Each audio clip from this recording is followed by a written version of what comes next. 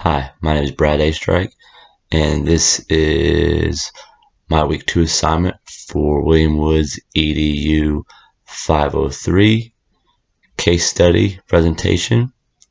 This week I chose to do case study 3.1 out of our case studies in sports law by Andrew T. Pittman.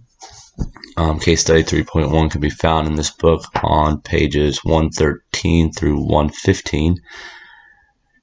And the case is Bierman versus University of Notre Dame. The plaintiffs in this case are Christina and James Bierman, and the defendant is the University of Notre Dame.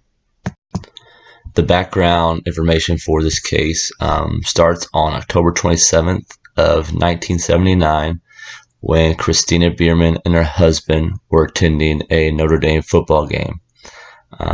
They decided to leave the football game a little early, and as they were leaving the game and walking through a parking lot, they noticed a couple of gentlemen in a scuffle or fight. And they noticed one of those guys, as they were walking past, got knocked down, and then as they got back up, the gentlemen that were fighting walked their own ways, kind of broke the fight up and left. A few moments later, one of the gentlemen that was in the fight was behind the Biermans and fell into Mrs. Bierman and knocked her down, causing her to break her leg. And with that happening, the Biermans sued the University of Notre Dame for the damages resulting from the broken leg. This case was sent to a trial court to begin with, and based on the evidence, the court granted Notre Dame's motion of judgment. After Notre Dame was granted the motion of judgment, the Biermans appealed this case, and it went to an appeals court. The Biermans appealed that the decision and brought up the issue that Notre Dame had a duty to protect her from injury caused by the acts of third persons. In the appeals court, the Biermans argued that she was a business invitee of the University of Notre Dame. Therefore, the university owed her the duty to protect her from any injuries by other people on the premises. Notre Dame argued that the university cannot be held liable for the acts of a third-person party. In this case, the law that determined the outcome of the appeals court case was the restatement of torts rule, which states that a possessor of land who holds it open to the public for entry for his business purposes is subject to liability to members of the public while they are on the land for such a purpose, for physical harm caused by the accidental, negligent, or intentional harmful acts of the third persons or animals, and by the failure of the possessor to exercise reasonable care to A. discover that such acts are being done or likely to be done, or B. give a warning adequate to enable the visitors to avoid the harm, or otherwise to protect them against it. Also, generally, the operator of a public entertainment location owes a duty to keep the premises safe for its invitees. However, the inviter is not the insurer of the invitee's safety.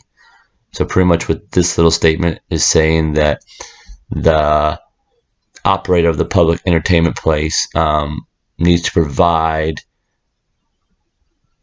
all things possible to make sure the safety of the public is number one priority. That means providing the police, security guard, EMT, and as well as signs warning people that there could be harm, or to be watching out for others that could cause harm.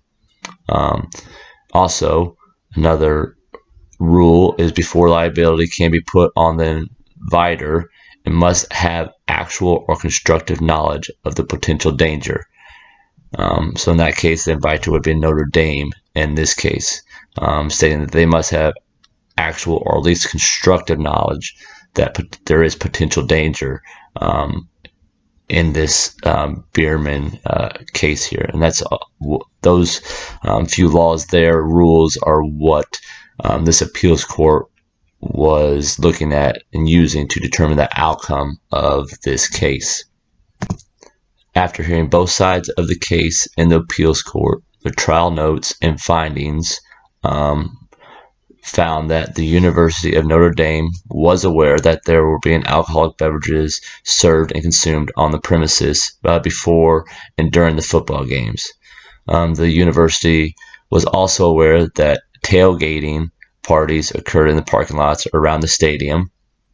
The university had reason to know that some people, because of the tailgating and alcoholic beverages on the premises, would become intoxicated and pose a general threat to the safety of other people. Therefore, Notre Dame had a duty to take precautions to protect all the people that attend the football game from injuries caused by the acts of a third party.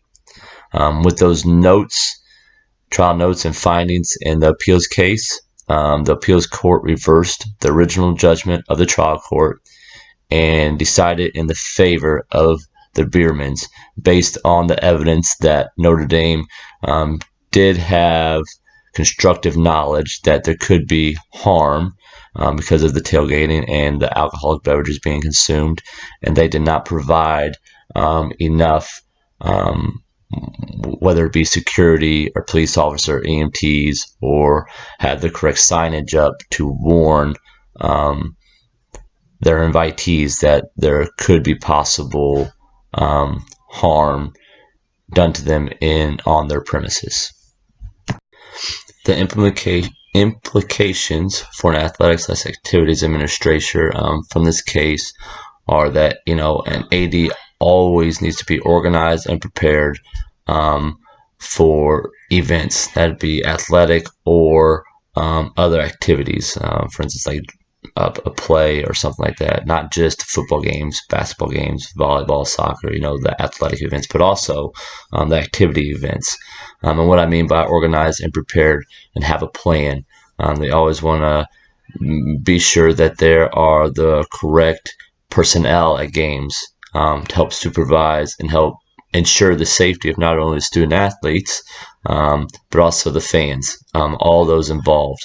And that might include, having administrators at a game, police, other security guards that aren't necessarily with the police force, EMTs,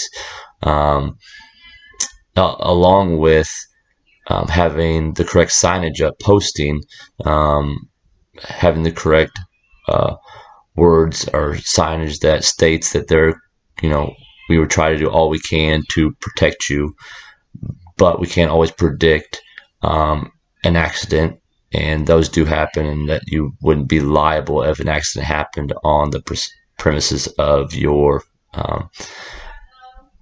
activity or athletic event, as long as you were taking all the precautionary steps needed. Not only do you need to have the right personnel there, but you also need to have a plan in place and have everybody involved, all the personnel that are involved, know that plan in case an emergency or an altercation or injury were to occur. Everybody needs to know what their role is and how to take care of that. And again, that all just starts with being planned and organized and sharing that plan with everybody involved.